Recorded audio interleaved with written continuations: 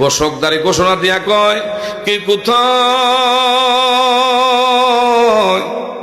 আমার নবী বলে উহুদের ময়দানে বেছে নয়।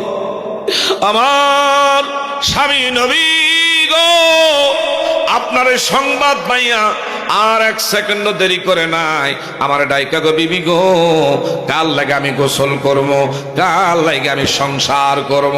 আমার নবী নাই, আর এক সেকেন্ড আমি দুনিয়ায় বাঁচতে চাই না।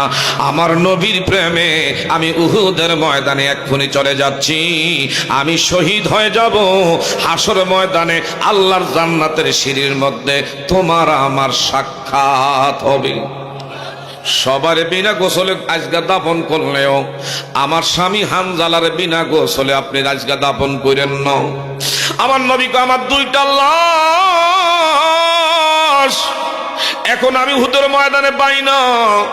এক নম্বরে বলল আমার চাচা, যার নাম বীরে আমির হামজা।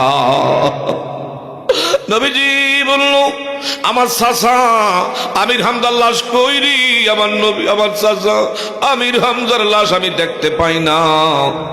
হঠাৎ করে কে জানি বলল হুজুর গো, একটা লাশ পাওয়া গেছে, নাক কাইটা আলাদা করছে, কান কাইটা আলাদা করছে, হাতগুলো দেহের থেকে বিচ্ছিন্ন কইরা আলাদাভাবে সরিয়ে ছিটিয়ে এইভাবে রাখছে, পা গুলো আলাদা করছে।